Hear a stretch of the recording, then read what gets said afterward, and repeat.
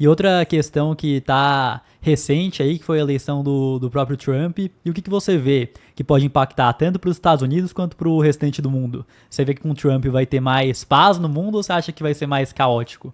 Olha, essa é a pergunta de US$ 1 milhão, que a gente pode responder em cima daquilo que a gente ouviu na propaganda eleitoral ou em cima da análise daquilo que aconteceu no passado, porque o Trump está sendo agora eleito para um segundo mandato. Então nós temos o histórico do primeiro mandato do Trump e durante o primeiro mandato dele nós tivemos um mundo relativamente mais calmo. O que está acontecendo no Oriente Médio no último ano e pouco, o que está acontecendo na Ucrânia há mais de 2 anos, são eventos do governo do Partido Democrata nos Estados Unidos. Então tem analistas que dizem que o Partido Democrata transmite uma imagem de menos projeção de poder dos Estados Unidos ao redor do mundo. Eles retiraram as tropas americanas do Afeganistão, as tropas americanas no Oriente Médio têm sofrido ataques de aliados do Irã. O presidente Trump tinha usado uma mão muito mais dura contra o Irã, tinha eliminado aquele acordo que foi assinado pelo presidente Obama, que flexibilizava a capacidade do Irã de obter recursos, de obter fundos, de comercializar petróleo, eventualmente de comprar componentes para armas no mercado internacional. Então, eventualmente, um governo Trump vai atuar com mão muito mais dura no Oriente Médio contra o Irã, vai mandar uma mensagem muito mais dura para a China em relação a Taiwan, talvez exercícios militares que nós vimos acontecer recentemente no entorno de Taiwan não aconteçam durante um governo Trump, mas isso, de novo, baseado no que aconteceu no primeiro mandato no Trump e na mudança que nós vimos durante esse governo democrata. Mas eu não faria nenhuma grande aposta. Se tivesse uma bets para fazer sobre a proposta de uma guerra no início do próximo mandato do Trump, eu teria muito cuidado em apostar.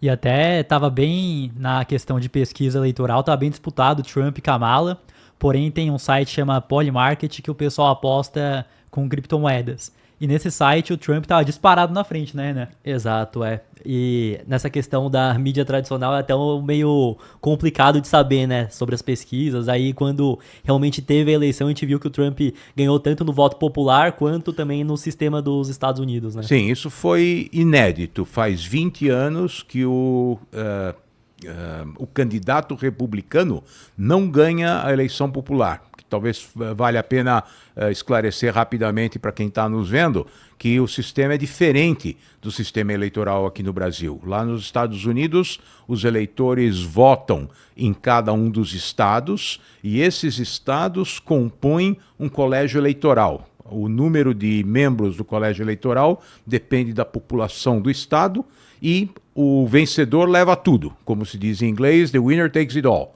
Então, se um estado-chave, como por exemplo é a Pensilvânia, que tem 19 membros no colégio eleitoral, se os eleitores votam majoritariamente no Partido Republicano, o Partido Republicano leva todos os votos desse estado. E isso vai computar depois, na soma geral, o candidato que consegue 250 votos no colégio eleitoral ganha a eleição, não faz diferença quem ganhou o voto popular. Então, no caso da eleição anterior, em que o Trump competiu com a Hillary Clinton, ela teve a maioria dos votos populares, mas ele ganhou a eleição porque ganhou no colégio eleitoral. E agora é a primeira vez em 20 anos que o Partido Republicano ganha nas duas contagens, tanto no colégio eleitoral quanto no voto popular. E o que vocês comentaram a respeito das pesquisas não foi só uma questão da mídia tradicional. Todo mundo que faz pesquisa de opinião pública errou feio. Errou em relação a quem votaria no Trump, errou em relação à quantidade por faixa etária. Os jovens foram votar muito mais no Trump do que na candidata Kamala Harris.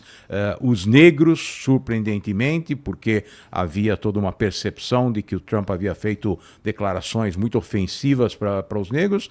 Mesmo assim, eles votaram no Trump mais do que no Partido Democrata. E, surpreendentemente, também os latinos votaram muito mais no Trump como candidato, apesar de toda a polêmica em relação à imigração da América Latina, da ameaça de expulsar imigrantes ilegais, que na sua grande maioria são latinos, mas tem explicações lógicas para isso também. Uma parte da população hispânica dos Estados Unidos consolidada provavelmente vê essa imigração como uma ameaça a eles próprios.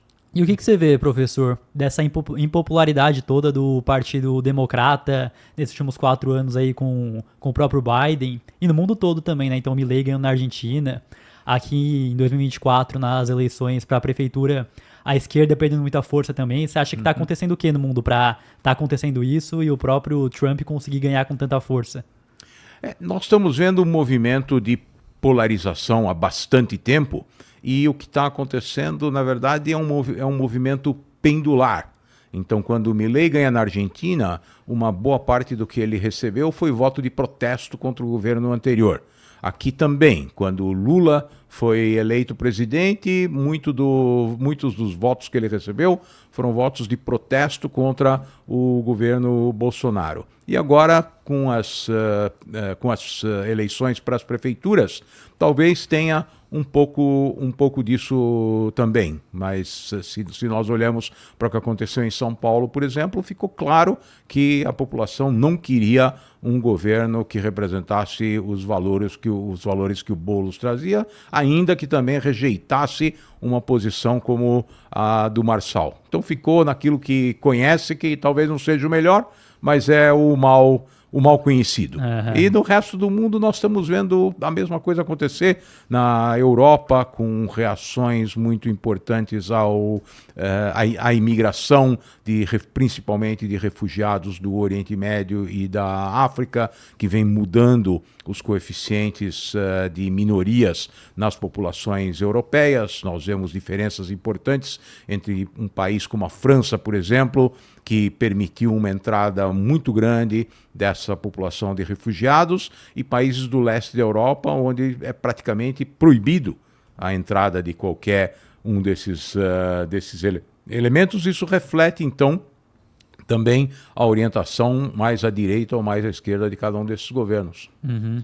O GenMax é a assinatura premium, nosso aplicativo GenAI, onde você consegue receber relatórios toda semana falando sobre as empresas, fundos imobiliários. E agora, novidade, estamos com vídeos também falando sobre o mercado financeiro para você conseguir investir melhor através do GenMax. Fora isso, temos também cotação, preço teto das ações, fundos imobiliários, para você conseguir pagar mais barato. E tudo isso por um preço absurdamente baixo, R$10,80 por mês no plano anual. Vai subir em breve, então assine aí o GenMax para acompanhar tudo isso.